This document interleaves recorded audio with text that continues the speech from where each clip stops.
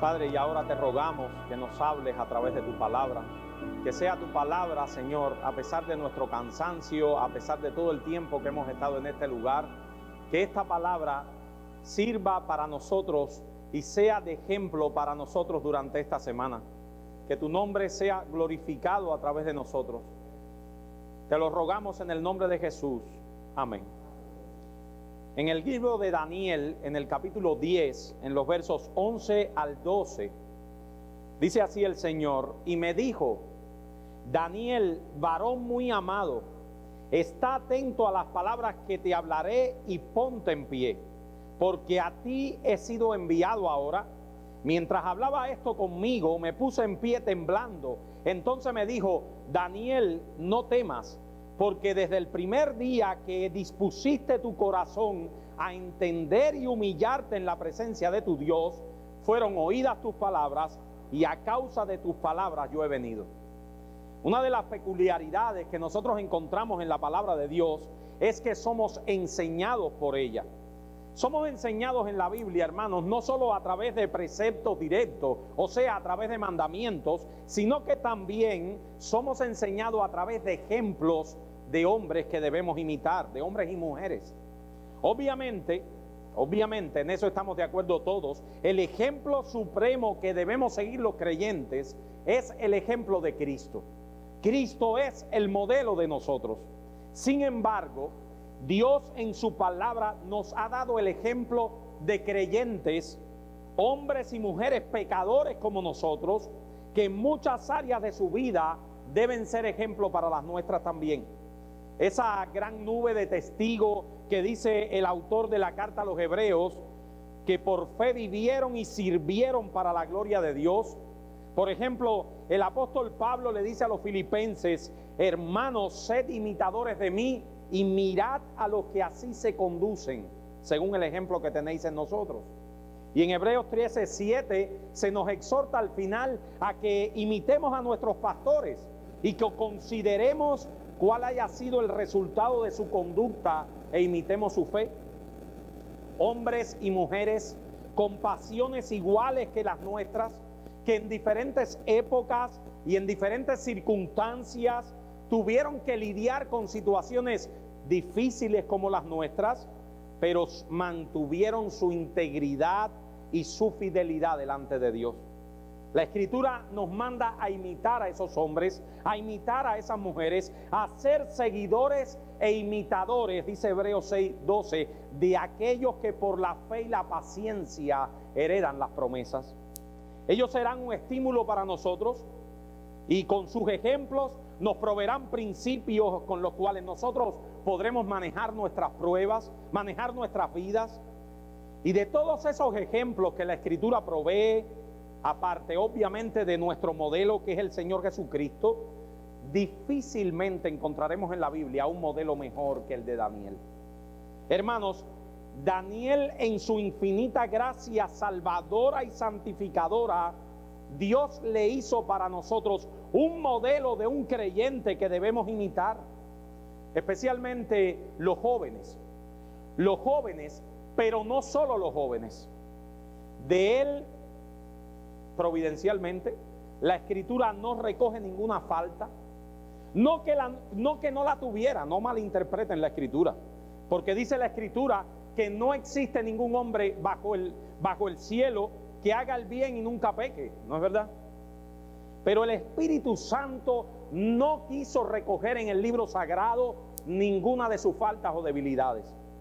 A Dios le plujo referirse a Daniel como un varón muy amado. Dice Daniel 10:11, Daniel, varón muy amado. Y esa frase significa en hebreo alguien considerado precioso. Hermanos, todos los creyentes, escucha bien, todos los creyentes, por medio de la obra expiatoria de Cristo en la cruz, por medio de la justificación, hemos recibido el amor de Dios. Dios nos ama con amor eterno, ha extendido su misericordia sobre nosotros en Cristo. Sin embargo, ese amor electivo, salvador de Dios, es también un amor santificador. Dios al que ama, elige y santifica. Un amor que limpia, un amor que santifica a los que estamos en Cristo. Por tanto, el creyente ahora está en el camino de la santificación. Y el ejemplo de Daniel puede ser de mucha ayuda para nuestra lucha en nuestra tarea de la santificación y para nuestro crecimiento espiritual.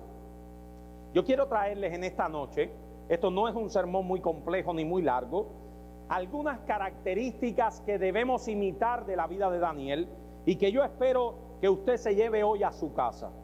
En primer lugar, quiero que veamos la piedad de Daniel, su piedad temprana. El libro de Daniel comienza con la llegada de este joven a Babilonia por causa del cautiverio de Nabucodonosor, el cautiverio babilónico, donde los jóvenes y el pueblo de Israel fue cautivo en Babilonia. Y en el verso 4 del capítulo 1 se nos dice que Daniel era un muchacho por ese tiempo. Eso no especifica edad, pero nos da a entender que se trataba de un joven. Considerando otros datos que nos provee el propio libro, la mayoría de los teólogos se han atrevido a pensar que Daniel tenía alrededor de 15 años, cuando la cautividad babilónica. Quiero aclarar, hermanos, que nuestra salvación depende enteramente de Dios. Es Dios el que determina en última instancia la edad en que tú te vas a convertir. Es Dios el que determina el momento en que te vas a convertir. La salvación es del Señor. Sin embargo, Daniel ya era un joven que conocía a Dios. En una edad en que las cosas tienden a no tomarse muy en serio, y seguramente luchando con esas pasiones juveniles. Ponte a la edad de 15 años, y aquellos que hay aquí que están cerca de los 15 años. Un niño, un muchacho que tenía pasiones juveniles, un niño que fue separado de sus padres, un niño que tuvo que enfrentar la extradición y vivir en una tierra completamente diferente de sus costumbres. Niños, jóvenes que están aquí, imagínate que ahora te sacaran del lecho paterno y te pusieran en una ciudad completamente diferente de tus costumbres, lejos de tus padres. Un niño que tuvo que luchar con todas esas pasiones juveniles, lejos de sus padres. Sin embargo, ese niño propuso en su corazón, determinó, resolvió solemnemente que no se contaminaría. Wow. Daniel, capítulo 1, versículo 8, propuso en su corazón no contaminarse con la comida del rey, ni con el vino que él bebía. Pidió, por tanto, al jefe de los eunucos que no se le obligase a contaminarse. Físicamente era un muchacho. Por fuera se veía como un muchacho, no era un viejo, era un muchacho. Y seguramente en muchas cosas reaccionaba como un muchacho. Pero en lo que respecta a su piedad y devoción a Dios, lo que respecta a su conocimiento espiritual, Daniel era un hombre a los 15 años de edad. Muchos jóvenes a esa edad no tienen la valentía necesaria de vivir conforme a sus convicciones.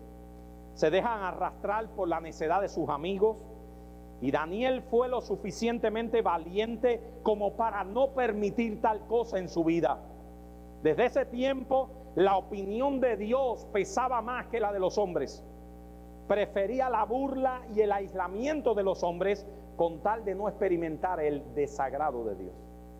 Hermanos, estos niños, y no solo Daniel, sus amigos también, para los que han leído el libro, fueron tomados por Nabucodonosor, rey de Babilonia, rey del imperio atacante, y los tomó para sí porque eran muchachos jóvenes llenos de fuerza, y obviamente eso es añorado por todos los millonarios, y lo tomó Nabucodonosor para sí para que le sirvieran.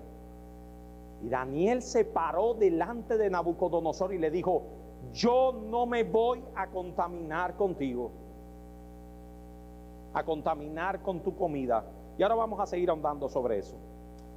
Segunda cosa, hermanos, que vemos en la vida de Daniel: su firme resolución de guardarse sin mancha del mundo.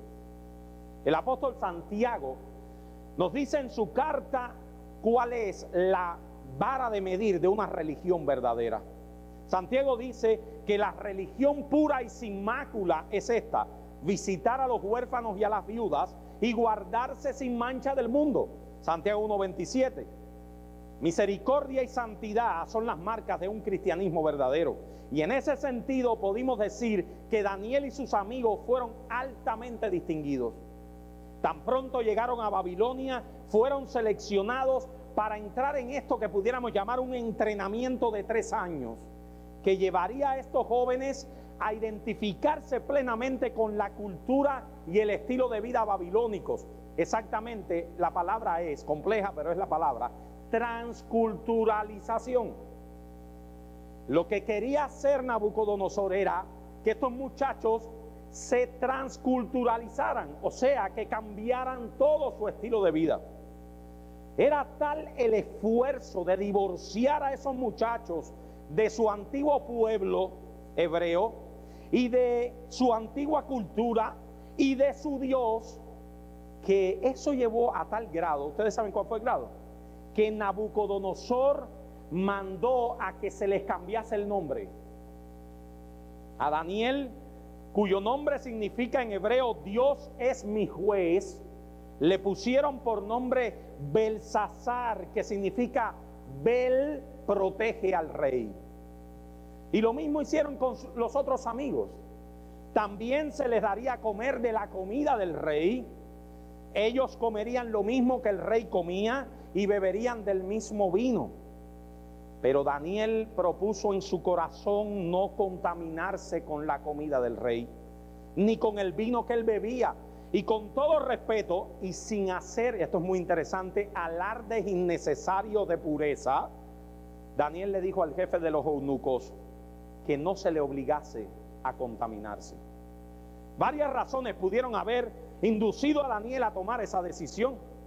Por un lado, pudo haberlo hecho por amor a su nación, como una identificación con que su nación estaba sufriendo.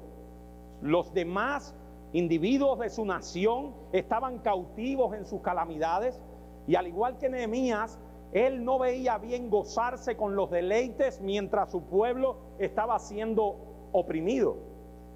Para un israelita, procurar gozo y alegría cuando su nación estaba bajo el juicio de Dios era totalmente impropio. Eso lo dice, por ejemplo, Amós 6, 4 al 6. Sin embargo, lo más probable no era eso. Eso podía ser una de las razones, pero no era la razón mayor. Daniel tenía un principio de obediencia a la ley de Dios. Eso era lo que más estaba en su corazón. La ley de Moisés prohibía abiertamente comer, como lo leyó nuestro pastor Daniel hoy en la mañana, ciertos animales que eran muy comunes en la mesa de los paganos, y muchos de esos alimentos eran ofrecidos primero a los ídolos. De haber participado de esa comida, no solo hubiese comido un alimento ofrecido a los ídolos, sino también habría violado una ley ceremonial y civil de Israel, una ley civil de Israel. Y recuerden, hermanos, hoy esas leyes no están vigentes, pero en el tiempo de Daniel, esas leyes ceremoniales y civiles de Israel estaban vigentes. ¿Cuál era la otra opción? ¿Morirse de hambre? No, comer solo legumbres y beber agua. Entonces dijo Daniel a Melzar, Daniel 1, 11 al 12, que estaba puesto por el jefe de los eunucos sobre Daniel, Ananías, Misael y Azarías: te ruego que hagas la prueba con tus siervos por 10 días y nos den a comer solo legumbres y beber agua. Ahora bien, consideren por un momento las circunstancias de estos muchachos, niños, jóvenes. Consideren las circunstancias de estos muchachos. Lejos de sus padres, en una tierra extranjera. Les tocó la buena parte. Estaban en el palacio del rey. Estaban en el palacio del rey. La comida que el rey le estaba brindando no era una comida mala, porque era la mesa del rey, la comida que comía el rey. La comida que le estaban ofreciendo era agradable al paladar, y aparte de todo esto, tenían muchos y variados argumentos que podían justificar cualquier acción al respecto. Ellos podrían decir que eran cautivos en otra nación y que por lo tanto estaban en la obligación de obedecer las leyes de esa nación. Por ejemplo, argumento que muchos arguyen hoy: yo vivo aquí y por lo tanto yo estoy obligado a cumplir las leyes que hay aquí. Y si aquí me dicen que no vaya a la iglesia, no puedo ir a la iglesia. Y si aquí me dicen que no puedo hablar de Cristo en mi trabajo, no puedo hablar de Cristo, porque yo tengo que ser sumiso a las leyes. Y te citan textos bíblicos y todo. Hubieran podido decir que desobedecer la orden del rey podría causarles la muerte. ¿Acaso no era mejor seguir viviendo que esa bobería de comer una comida del rey? También pudiesen podido argumentar que la religión judía no contemplaba eso fuera de la nación de Israel y decir, bueno, esas leyes es para cuando vivíamos allá. Pero esos jóvenes, entre los cuales estaba Daniel, tuvieron suficiente integridad como para no autoengañarse de esa manera. A pesar de su juventud y a pesar de estar lejos de sus padres, tenían tal firmeza de carácter que estaban dispuestos a sacrificarlo todo con tal de no desagradar a Dios. Y Dios ama eso, hermanos. Dios ama eso. Daniel era un varón muy amado y apreciado por Dios por esa determinación y firmeza de glorificar a Dios en su vida. Esto nos enseña una gran lección, que si usted recuerda esto de ese sermón nada más, ya yo me doy por servido. Las convicciones no se negocian, ni se venden, ni se trafica con ellas. Se lo repito, muchachos, adultos, las convicciones no se negocian, ni se venden, ni se trafica con ellas. Daniel era joven igual que tú, pero él no se avergonzaba ni de su religión ni de su Dios. Al igual que Moisés estuvo dispuesto a escoger ser maltratado con el pueblo de Dios que gozar de los deleites temporales del pecado. Miren lo que es vivir por convicciones. Le voy a leer esto, le pido que los busquen. Daniel capítulo 6, versos del 1 al 10. Búsquenlo, hermanos. Daniel 6, 1 al 10. El primer rey de Babilonia ya no era rey, ya había muerto. Y ahora, en el capítulo 6 de Daniel, Darío reinaba.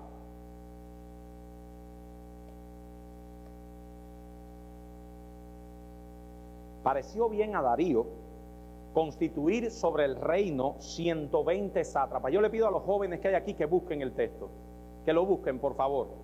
Busquen el texto. Esto es un texto súper importante, pero súper ameno, súper bueno para sus corazones.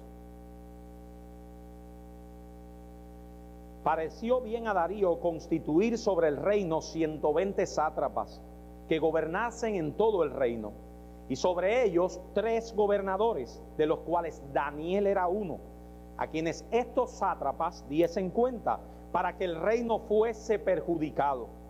Pero Daniel mismo era superior a los sátrapas y gobernadores, porque había en él un espíritu superior. Y el rey pensó en ponerlo todo sobre el rey, en ponerlo sobre todo el reino.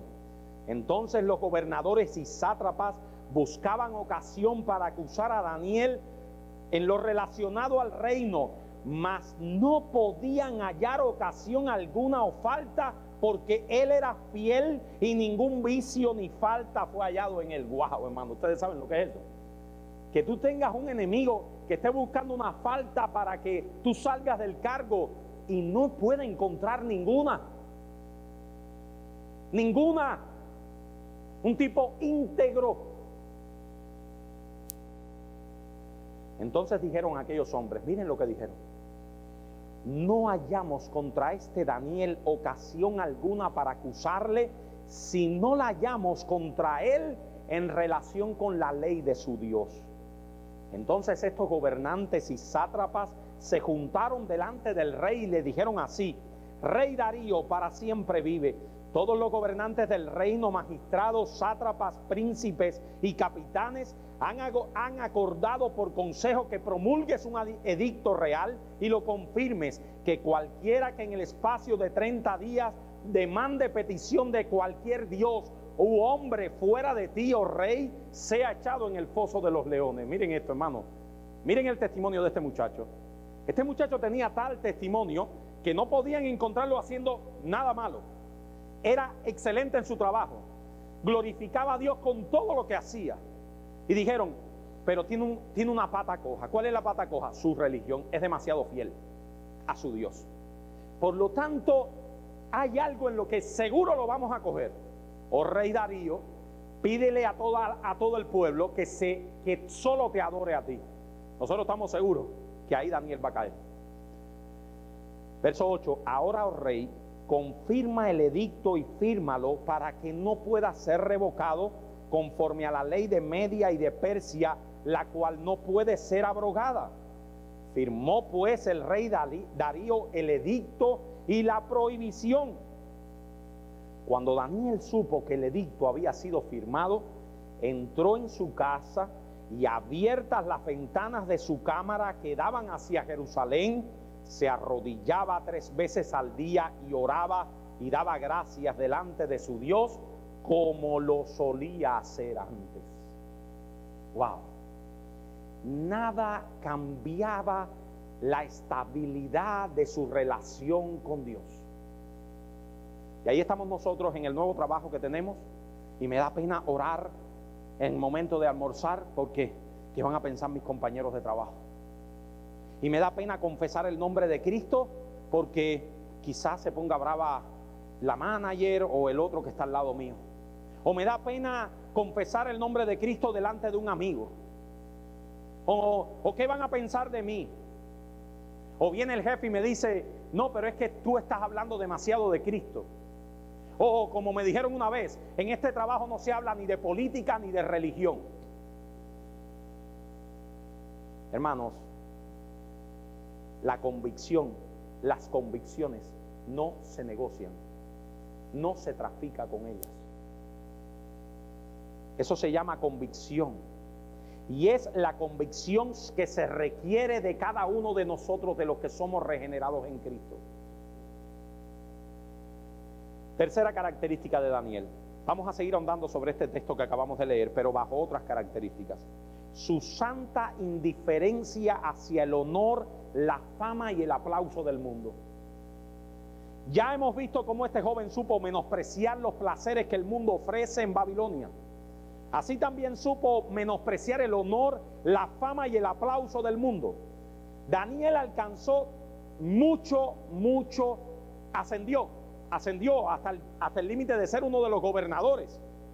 Dios puso en su mano riquezas y honra, pero él nunca las buscó. Se los voy a demostrar ahora. Vinieron a él sin procurarlas, aún sin desearlas. Solo tenemos que ver la manera cómo Daniel trataba a los monarcas babilónicos, a su jefe. La manera como Daniel trataba a su jefe, que era el rey.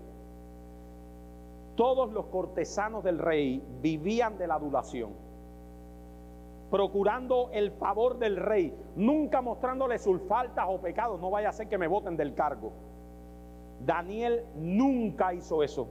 Con todo respeto, siempre estaba dispuesto a poner las cosas en su lugar, sea delante de quien sea.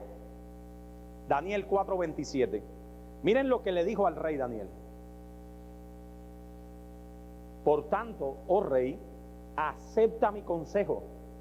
Tus pecados redime con justicia, y tus iniquidades haciendo misericordia para con los oprimidos, pues tal vez será eso una prolongación de tu tranquilidad. Hermano, ese no es el lenguaje de un hombre que está detrás de aplausos, ¿me entienden? Ese no es el lenguaje de un hombre que anda buscando ser adulado, o que anda buscando una posición mejor en el trabajo por adular. Ese es el lenguaje de un hombre que está crucificado al mundo. Santiago 4:4 dice: oh almas adúlteras, ¿no sabéis que la amistad del mundo es enemistad contra Dios? ¿Hasta cuándo no vamos a entender eso, hermano? ¿Cuándo será el día en que nosotros de verdad entendamos que la amistad con el mundo es enemistad contra Dios? Que cualquiera que quiera ser amigo del mundo se constituye en enemigo de Dios. O como dice Primera de Juan, capítulo 2, 15 al 17: no améis al mundo ni las cosas que están en el mundo. Si alguno ama al mundo, el amor del Padre no está en él. Porque todo lo que hay en el mundo, los deseos de la carne, los deseos de los ojos, la vanagloria de la vida, no proviene del Padre, sino del mundo. Y el mundo pasa, ¿saben? Y sus deseos, pero el que hace la voluntad de Dios permanece para siempre. Cuán incongruentes somos, hermanos, cuando decimos que somos extranjeros y peregrinos en este mundo, cuando afirmamos que esta no es nuestra patria, que vivimos para una patria verdadera, cuando decimos creer que todas estas cosas serán quemadas así como por fuego, como dice el apóstol Pedro en 2 de Pedro, y aún así preferimos ser prósperos en el mundo a consecuencia de nuestra prosperidad espiritual. Ustedes ven qué absurdo. Analícenlo un momentico. Nosotros venimos aquí y cantamos: Dios es lo más importante de mi vida, el reino de Dios es lo más importante para mí, yo soy un peregrino aquí, mi hogar lejano está, como dice aquel himno, y vivo para una patria que no es esta, soy ciudadano de otra patria. Pero nada más salimos por ahí, hermanos, y no parecemos ciudadanos de otra patria. Parece que tenemos demasiados negocios aquí. Y somos capaces de traficar ganancias espirituales por ganancias temporales y pasajeras. Hermanos, si Dios te prospera y te da riquezas, wow, disfrútalas. Es un don de Dios. Pero que nunca sea tu prosperidad material a cambio de ser rico para con Dios. Es el honor y el aplauso de Dios el que buscamos, no el aplauso y el honor de un gusano igual que tú. Y les digo gusano pensando en el texto bíblico para que nadie se ofenda. Igual que yo. Cuarto lugar, su piedad y su devoción. Un vistazo rápido al libro de Daniel nos dejará boquiabiertos de la piedad de este muchacho. Por encima de todas las cosas, Daniel era un hombre de oración. A pesar de vivir en un gran imperio, en medio de una vida tumultuosa y teniendo que atender asuntos complicados de Estado, Daniel encontraba tiempo diariamente para ir a la presencia de Dios. Mire, hermano, Daniel es se los voy a poner en tiempo presente. Una madre cristiana en Cuba porque vengo de Cuba, pero pudiera ser en cualquiera de los países que estamos, ve partir a su niño de 15 años, que ella dice es cristiano. Su niño llega a este país, pero le toca vivir en Las Vegas. Esa madre está temblando porque Las Vegas es demasiado grande y demasiado corrupta para su niño. Pero su niño al cabo de 3 años le dice: mamá, acá estoy firme, creciendo para la gloria de Dios. Eso es Daniel, secuestrado en el imperio más importante de su tiempo, en el imperio babilónico y medo-persa posteriormente. Y Daniel guardó su testimonio de la fe. Uno de nuestros más terribles enemigos será las circunstancias. Daniel era un hombre muy ocupado, y lleno de circunstancias adversas a su fe. Pero sin embargo, Daniel no perdió nunca su tiempo con Dios, su tiempo de cercanía con Dios y de fortalecer y dedicarse a fomentar su relación con Dios. Eso era innegociable para él. Él decía: muy bien, yo soy gobernador de Babilonia, uno de ellos, yo voy a hacer esto para la gloria de Dios, pero mi tiempo con Dios es sagrado, innegociable. Es cierto que hay momentos en que ocurren providencias que no son comunes. Pero si nuestro horario usualmente nos dificulta relacionarnos con Dios, hay algo que no está caminando bien. Hermanos, y tristemente, hay hermanos que a veces preguntan a uno: ¿cómo puedo mejorar mi relación con Dios? Nos lo preguntan en las supervisiones, etcétera. ¿Cómo puedo ser un hombre que viva en la presencia de Dios? Los jóvenes ayer me preguntaron, o antier, no tengo bien claro el día, me preguntaron en una madrugada a las 4 de la mañana. A las 4 de la mañana me preguntaron, les parecerá mentira, pero era a las 4 de la mañana de verdad.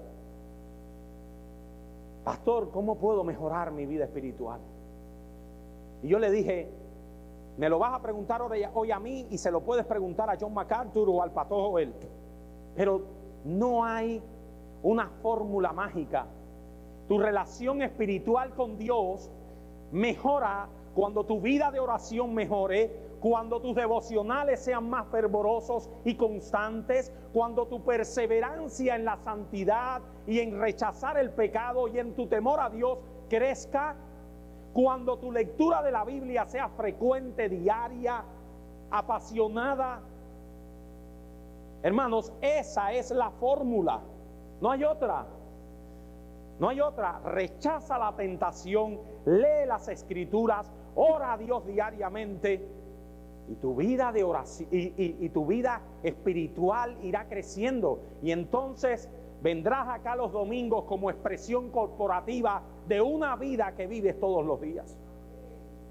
Si pues habéis resucitado con Cristo, buscad las cosas de arriba, donde está Cristo sentado a la diestra de Dios. Poned la mira en las cosas de arriba, no en las de la tierra, porque habéis muerto y vuestra vida está escondida con Cristo en Dios.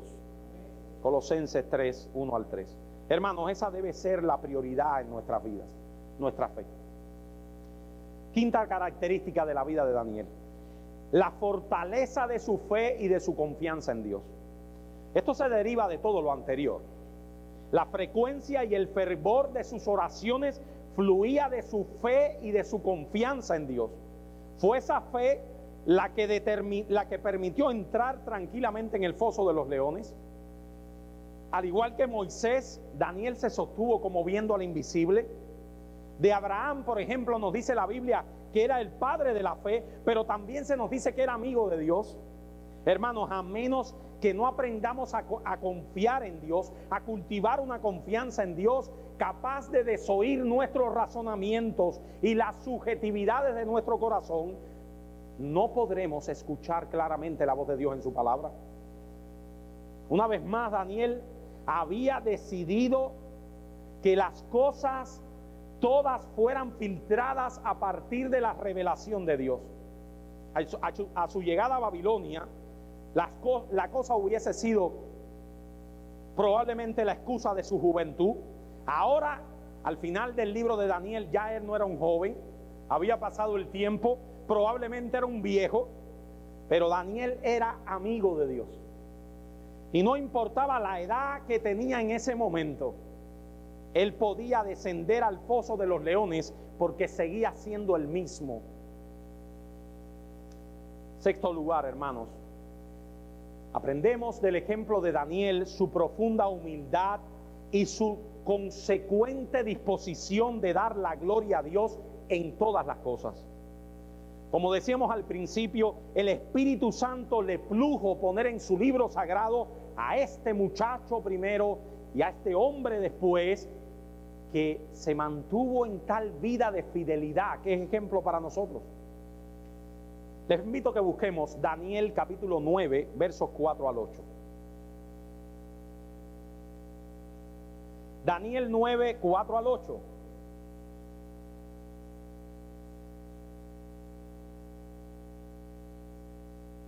Y oré a Jehová mi Dios e hice confesión diciendo: ahora, Señor, Dios grande, digno de ser temido, que guardas el pacto y las misericordias con los que te aman y guardan tus mandamientos, hemos pecado, hemos cometido iniquidad hemos hecho impíamente y hemos sido rebeldes y nos hemos apartado de tus mandamientos y de tus ordenanzas. No hemos obedecido a tus siervos los profetas, que en tu nombre hablaron a nuestros reyes, a nuestros príncipes, a nuestros padres y a todo el pueblo de la tierra. Tuya es, Señor, la justicia y nuestra la confusión de rostro.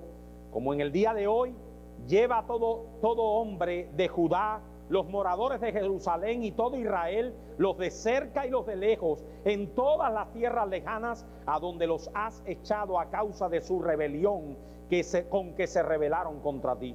Oh Jehová, nuestra es la confusión de rostro de nuestros reyes, de nuestros príncipes, de nuestros padres, porque contra ti pecamos. Daniel sabía, hermanos, que el tener misericordia es una prerrogativa de Dios y no algo en que debía demandar, sino debía humillarse ante su Dios. Y ese es el punto, hermanos. Daniel era un hombre que sabía que lo que estaban pasando como nación era fruto del pecado, fruto de haberse olvidado de su Dios.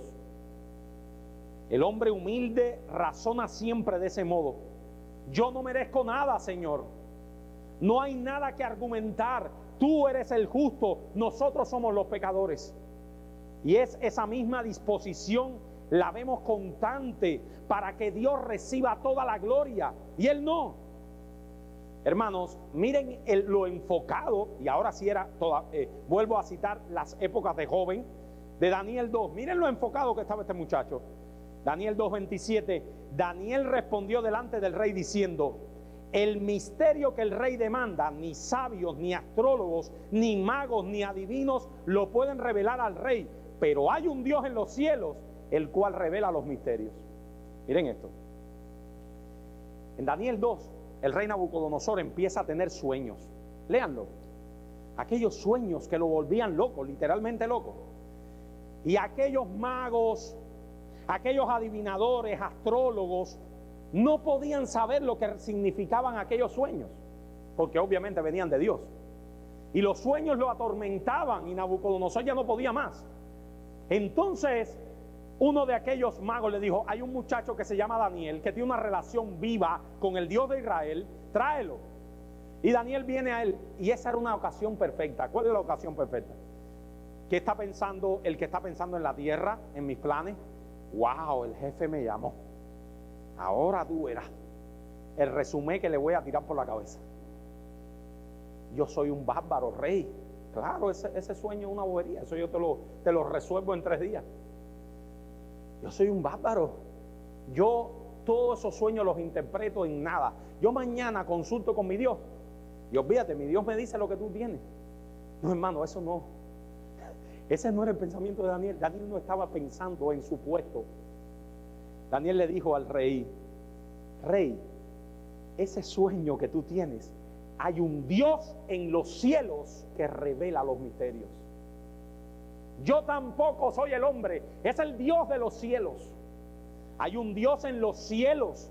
Daniel estaba preocupado porque el rey no fuese a pensar que la interpretación de los sueños era de su propia sabiduría o para su propio engrandecimiento. Así que con miras a prevenir ese error, Daniel le dice: yo no soy el que interpreto los sueños, es el Dios de los cielos.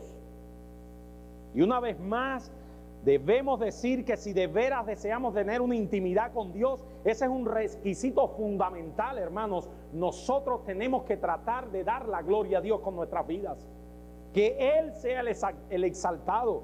Dios resiste a los soberbios y da gracia a los humildes. El orgullo y la soberbia son 2 murallas infranqueables que nos separan de Dios.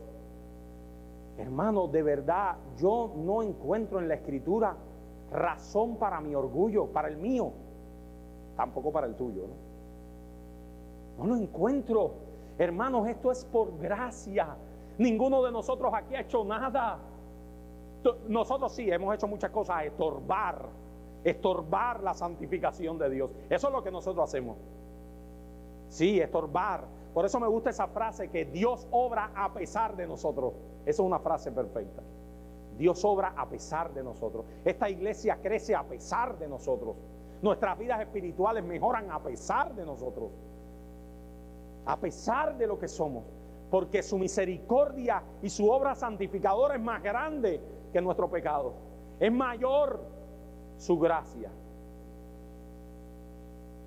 Pero en último lugar, la última característica de este muchacho, que sin ella no podemos cerrar este sermón. No podemos, discúlpame, no puedo terminar en el sexto punto. Tengo que terminar en el séptimo. Algo que estoy tratando de que los jóvenes aprendan, tratando de que los jóvenes se lo metan en la cabeza. Su perseverancia. No hay cristianismo verdadero sin perseverancia. Daniel siempre fue el mismo. Esa es la riqueza del libro de Daniel, que empieza siendo un niño de 15 años y termina siendo un viejo, y lo vemos que siempre era el mismo. Si hay algo que aprendemos del ejemplo de Daniel, fue su perseverancia en la fe, su firmeza de mantenerse en la fe del Señor, aún en medio de circunstancias muy difíciles. Yo me acuerdo cuando vivía en Cuba, en una iglesia bautista general, cuando era un muchacho, que Vladimir estaba conmigo, nosotros entramos con mucho énfasis, con mucho embullo, y queríamos comernos aquella iglesia viva. Y hay que hacer esto y hay que hacer aquello, y teníamos al pastor loco, porque el pastor era una persona mayor, y estaba loco con nosotros.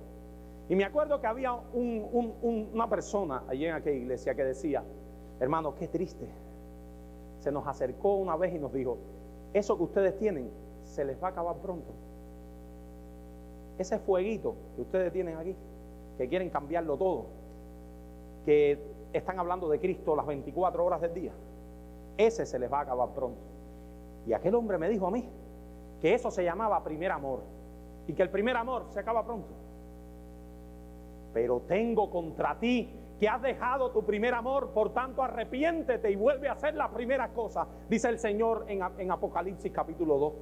Le dijo a la iglesia de Éfeso: tengo contra ti que has dejado tu primer amor. Tengo contra ti que todavía estás sentado e inmóvil e impávido ante la palabra de Dios, y que no pones manos a la obra para acabar de crecer y para acabar de perseverar en la fe. ¿Cómo se persevera en la fe? Se persevera esforzándote, hermano. Se persevera levantándote y haciendo tus devocionales. Se persevera leyendo la Biblia todos los días y que esa palabra haga eco en tu corazón. Se persevera luchando contra tus pecados, poniendo aparte tus tentaciones. Así se persevera en la fe. Y un buen ejemplo de esto lo encontramos en la historia del edicto del rey Darío, que se la dejo de tarea en Daniel 6, 4 al 11. Una vez más, Daniel pudo haber hecho muchísimos argumentos para no arriesgarse tanto. Total, ¿qué diferencia habría? Y ese texto lo leímos, en dejar las ventanas abiertas o las ventanas cerradas. Y mi esposa, que me revisa los sermones, no, es un juego. Mi esposa, que yo le leo los sermones de venir para acá, me dijo: tú sabes que ese texto de las ventanas abiertas y cerradas no lo entiendo bien. ¿Qué diferencia hay en que Daniel mantuviera las ventanas abiertas para orar hacia Jerusalén? No era un excentricismo si le iba a costar la cabeza. ¿No era mejor cerrar las ventanas? Hermanos, si Daniel cerraba las ventanas, los sátrapas que estaban detrás de él hubiesen pensado que ganaron, y la gloria de Dios hubiese quedado por tierra. Eso era lo que estaba en la cabeza de Daniel. Si yo cierro las ventanas, esta gente van a decir que yo he flaqueado en mi relación con mi Dios, y la gloria de Dios está primero. Está primero. Por eso es que el texto enfatiza: como lo solía hacer antes. Como lo solía hacer antes. El hombre que piensa piadosamente no echa a un lado la lógica, pero la base de su vida es la piedad. El hombre que piensa piadosamente no echa a un lado su lógica, pero la base de su vida es la piedad. La piedad y el honor de Dios van primero. Daniel no se preguntó cuáles serían las consecuencias de su fidelidad. Él preguntó primero qué es lo que daría gloria a Dios, y tan pronto descubrió cuál era el camino de la gloria de Dios, se lanzó a caminar por él. Hermanos, ya para terminar este sermón, ¿Cuáles son aquellas cosas que debemos imitar de Daniel? ¿En qué cosas él puede ser un ejemplo para nosotros? ¿Cuáles son las características que lo llevaron a ser un varón amado y un varón apreciado por Dios? Su piedad, su firme resolución de guardarse sin mancha del mundo, su santa indiferencia hacia el honor y la fama, su devoción a Dios, la firmeza de su fe y de su confianza en Dios, su profunda humildad y su perseverancia. ¿Y qué podemos aprender de todo esto? ¿Qué lecciones prácticas podemos derivar de la vida de Daniel? Esto nos sirve de instrucción al ver una vez más que Dios no mira lo que mira el hombre. Los hombres usan sus propios criterios para valorar la vida de los demás, pero es este el carácter que debemos imitar, el carácter que es verdaderamente descrito como hermoso a los ojos de Dios. Todo depende ahora de cuál es nuestro principal anhelo. ¿Cuál es el anhelo en tu vida? Obviamente, eso depende. Si el anhelo de tu vida es llenar la cuenta del banco, salir de vacaciones nuevamente en diciembre, tener una casa mejor que la que tienes, cambiar el carro y comprarte un Tesla, si ese es tu anhelo, mira, cuando tú salgas de la puerta de aquí, esto se acabó. No hay problema, tú seguirás viviendo igualito. Pero si tu anhelo es la gloria de Dios, si tu anhelo es glorificar a Dios, tú te preguntarás en tu casa, ¿qué estás haciendo con tu vida, mi hermano? Él también pensaba en la gloria de Dios. Hermanos, yo lo que más encuentro de la vida de Daniel, déjenme abrirle mi corazón, es lo que Dios puede hacer por gracia con pecadores como yo. Y yo digo, Señor, si tú hiciste eso con Daniel, también lo puedes hacer conmigo, porque la gracia que obró en Daniel es también la que hoy está disponible para todos nosotros. El meditar en esto nos anima a seguir luchando con los deseos carnales que batallan con nuestra alma y que nos arrastra constantemente a un estilo de vida muy diferente al que hemos descrito. Que el Señor nos ayude a buscar los modelos que de veras debemos copiar, hermanos. Jóvenes, los modelos no son Madonna, los modelos no son Michael Jackson, aunque ya esos están pasados de moda, ahora son Bad Bunny o Messi. Esos no son los modelos. No son esos. Nuestros modelos son esos hombres que Dios estima y valora en su presencia. Nuestros modelos son aquellos que se esforzaron en glorificar a Dios en sus vidas. En último lugar, a las personas que no conocen a Cristo, que están en este lugar, unas sencillas pero profundas palabras. Solo Cristo puede dar sentido a tu vida. Mi amigo, ponte a pensar. Ya estás en Estados Unidos.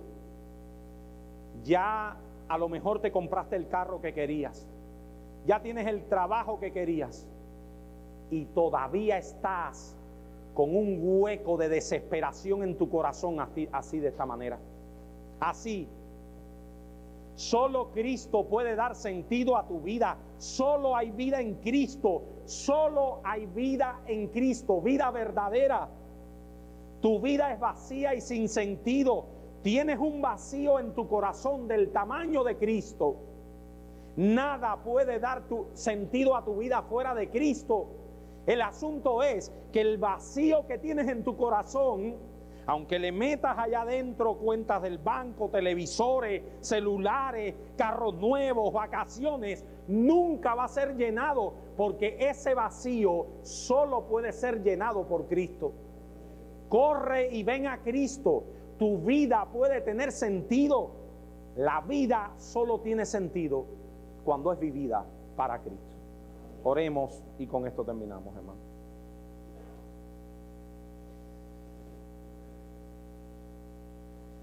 Padre, nosotros te pedimos que este mensaje llegue a nuestros corazones.